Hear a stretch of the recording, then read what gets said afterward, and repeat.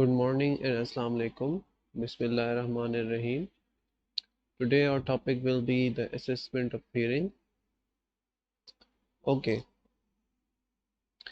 first of all, we'll see how many types there are of hearing loss. There are three types: the conductive, the sensory neural, and the mixed hearing loss. First of all, it is very important to understand what is conductive and what is sensory neural. Okay, the conductive hearing loss is relates to the external ear, the pinna, and up towards till the ossicles. Okay, then there comes the tympanic membrane, then there are the three ossicles. Okay, then there starts the external ear and the semicircular canals. Okay, up till the ossicles. If there's a problem up till the ossicles, including the pinna, the external ear canal, the tympanic membrane, and the ossicles, it is called the conductive hearing loss. And after that, if it involves the cochlea or the semicircular canals, it is called sensory neural loss. Meaning, if there is the word neural, meaning there is some problem with the nerves, or there's some problem with the sensation. Okay, and the organs which involve sensation are the cochlea and the semicircular canals. Okay, and if we say the conductive hearing loss, then there is the problem with the conductance. Okay, either the pinna is not conducting the noise or the voice, and or there is some trauma to the external ear canal, or there's the perforation of the tympanic membrane, or there's the dislocation of the ossicles. Then they all these types are the conductive hearing loss. Okay, and in the sensory neural type, there can be the lesions of the cochlea or this eighth nerve. Okay, the vestibulocochlear nerve. Okay, and its central connections, the neural type. Okay, um okay, and the mixed hearing loss means there is the involvement of both problems, the conductive and sensory neural, in one ear. Okay, okay, let's move forward. For the assessment of hearing, there are different types of tests. Okay, we'll be doing the tuning fork test in this video. Okay, first of all, there is the rinne test.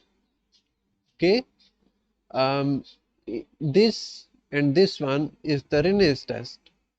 First of all, you will strike the tuning fork on the back of your elbow and then ask the patient to hear.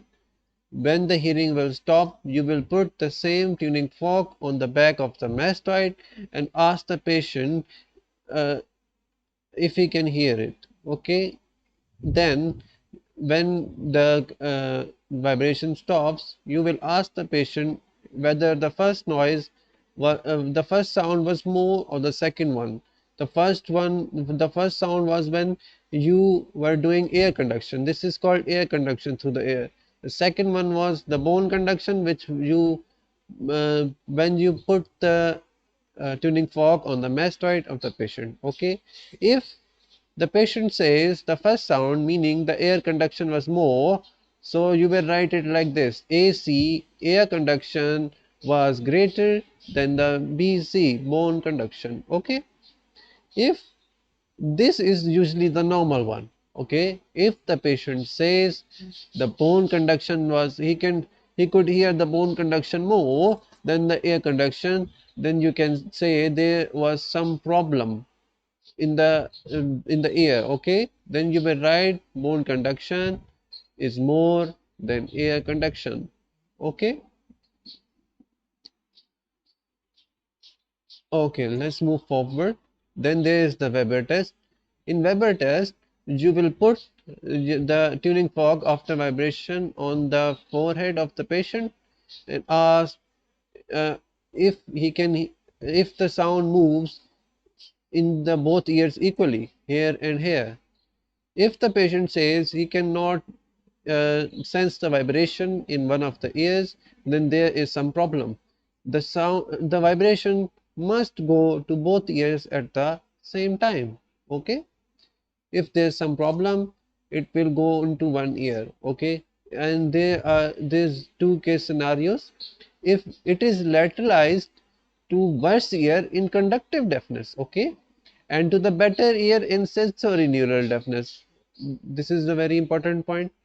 And then um, if the lateralization of sound in 512 Hz tuning fog implies that there is the conductive loss of 15 to 25 dB in the ipsilateral, meaning the same side ear, or a sensory loss in the contralateral ear. Okay, contralateral means the opposite one.